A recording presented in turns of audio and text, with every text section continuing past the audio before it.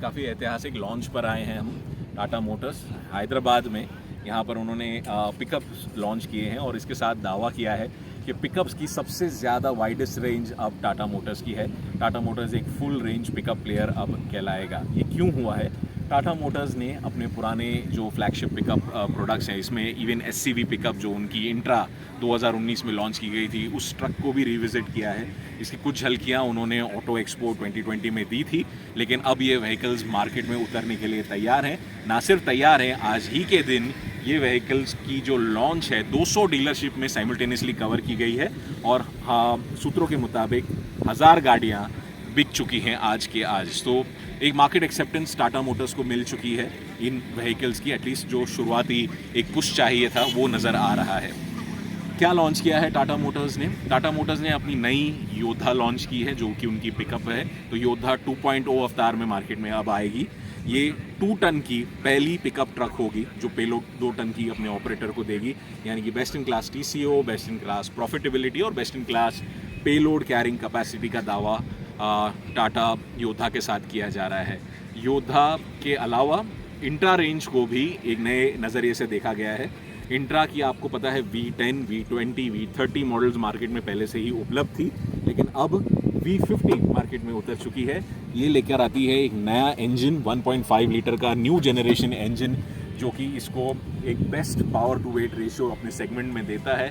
और इसी के साथ जो व्हीकल है लगभग 250 Nm टॉर्क देता है।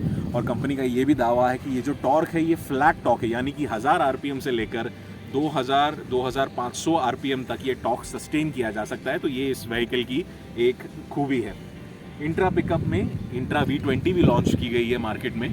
V20 में बायोफ्यूल है, यानी कि आपको 2 फ्यूल्स का biofuel, not biofuel but biofuel, जहाँ पे 2 फ्यूल्स का ऑप्शन है, CNG और पेट्रोल का कॉम्बिनेशन वहाँ पर दिया गया है।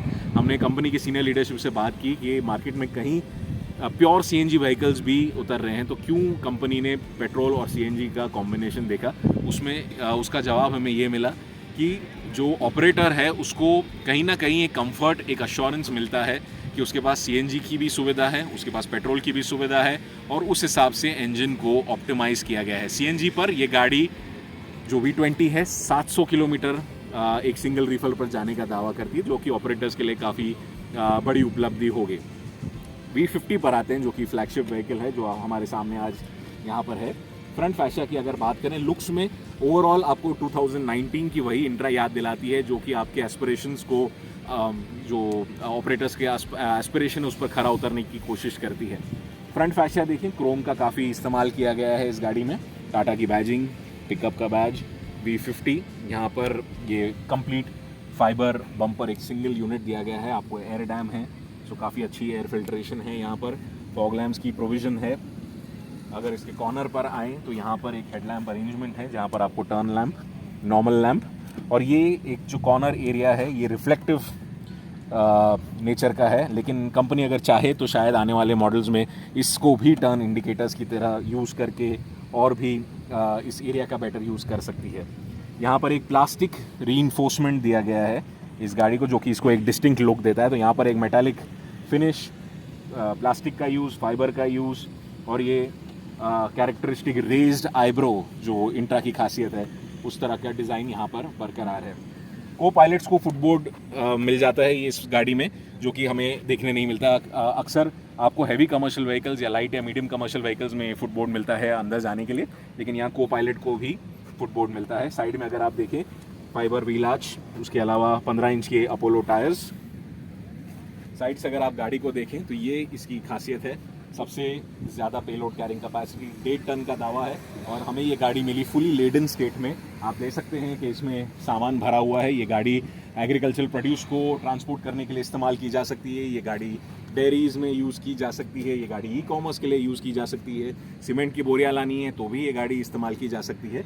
ये इसका एक अगर आप कहें तो ड्यूटी साइकिल्स, जो भिन्न भिन्न प्रकार के ड्यूटी साइकिल हैं, उस तरह की ड्यूटी साइकिल्स को ये केटर करती है।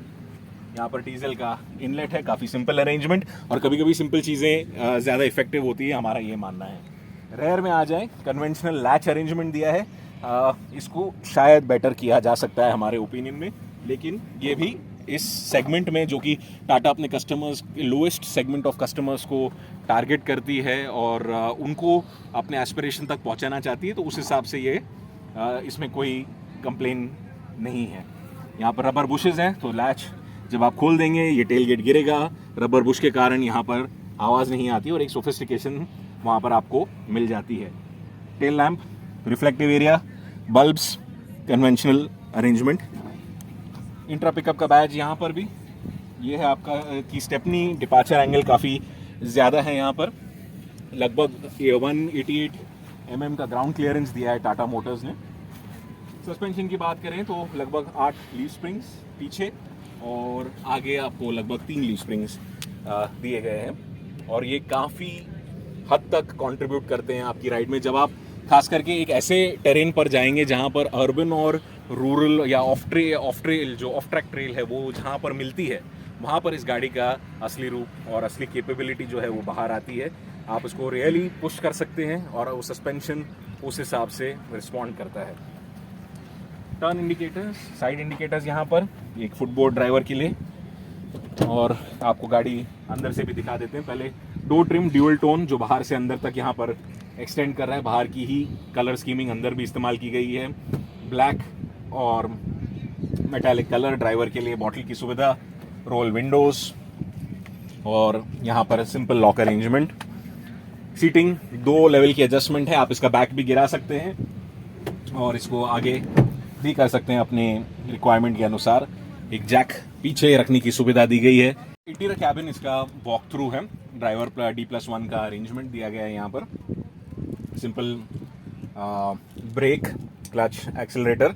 अच्छी बात इसमें यह है कि जो इसका ट्रैवल है, जो फुट रेस्ट का पोजीशनिंग है, काफ़ी अर्गोनॉमिक है, जो चलाते वक्त आपको फटीग महसूस नहीं होता। कुछ गाड़ियों में हमने देखा है जो क्लच और एक्सेलरेटर पेडल है वो काफ़ी ऊंचे हैं, जिसके कारण ट्रैवल लंबा होता है और एंकल की पोजीशन इस तरह की होती है कि आप ज़्यादा लंबी ड्राइव्स पर कंफर्टेबल नहीं महसूस करते।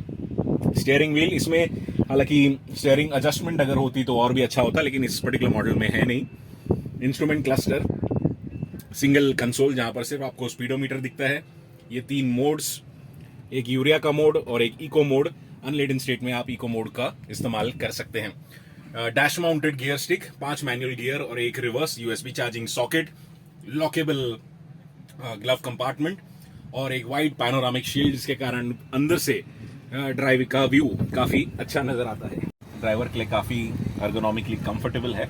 अपराइट बैक पोजीशन, एक सिंगल यूनिट है तो हेडरेस्ट अलग नहीं है, जिसके कारण आपको अगर आप हार्ड ब्रेक मारते हैं तो ये काफ़ी बैक सपोर्ट आपको इसमें अच्छा मिलता है। स्टीयरिंग की फील काफ़ी अच्छी है, लेकिन जैसा मैंने पहले भी बताया कि अगर इसमें एडजस्टमेंट होता तो शायद आपकी पोजीशनिंग और बेटर हो जाती। बट अदरवाइज जो ड्राइवर व्यू है काफ़ी पैनोरामिक है। यहाँ पर ग्रैब रेल्स दी गई हैं, जो कि आपने देखा कि गाड़ी में चढ़ना कितना आसान है इस ग्रैब रेल के साथ। ये गाड़ी स्पीड लिमिटर के साथ है।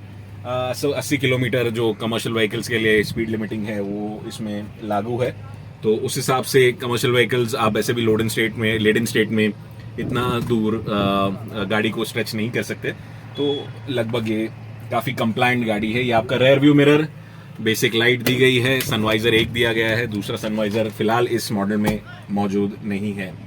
ओवरऑल V50 का फील काफ़ी अच्छा है, लेकिन कुछ जो फीडबैक्स हैं वो शायद आप खुद ही गाड़ी जब चलाएंगे तब आप महसूस करेंगे। हमने इस गाड़ी को 8 डिफरेंट ट्रेल्स पर चलाया। फ्लैट ट्रेल जहाँ पर गाड़ी काफ़ी अच्छा भागती है, उसके अलावा रॉकी बेड, फिर उसके बाद इसको वाटर वेडिंग भी हमने ट्राई की और काफ़ी डीप बेड था वो, इतना शैलो नहीं था। उसके अलावा हमने स्टीप इंक्लाइंस पर गाड़ी को चलाया, डिक्लाइंस पर गाड़ी को चलाया, और जो ओनली एक चीज़ जब आप व्हीकल को शुरुआत में एडजस्ट करना चाहते हैं वो ये है कि इसका एक्सेलरेशन, जबकि आप फुल थ्रॉटल देते हैं, कहीं ना कहीं आपको लगता है कि आपने फुल थ्रॉटल दे दिया है, लेकिन उसमें लास्ट का जो बिट जो ट्रैवल है, जो last final burst of throttle है, जो आप गाड़ी में से अगर आप समझ जाते हैं कि आप वहाँ पर उसको एक्सट्रैक्ट कर सकते हैं, ये गाड़ी का रिस्पॉन्स काफ़ी बेहतर हो जाता है और फिर ये गाड़ी हैंडल करने में बहुत मज़ेदार है। लेकिन उसके बिना कहीं ना कहीं ऐसा लगता है कि थ्रॉटल रिस्पॉन्स थोड़ा आसानी से नहीं मिलता है। एक और चीज़, गाड़ी में गियर शिफ्ट एडवाइज़र है, ये काफ़ी सेंसिटिव गियर शिफ्ट एडवाइज़र है। अगर आप जल्द ही गियर चेंज ना करें तो ये तुरंत बीप करता है। आप सेकंड में हैं, ये आपको बोलेगा तीसरे गियर में जाइए। जब तक कि आप तीसरे गियर में जाते हैं, ये शायद आपको इंस्ट्रक्शन दे दे कि आपको डाउनवर्ड गियर में शिफ्ट करना है, तो आपको गियर शिफ्टर के साथ तुरंत हाथ चलाना है और अपने आरपीएम के मुताबिक गियर शिफ्टिंग को काफ़ी स्मूथ करना होगा।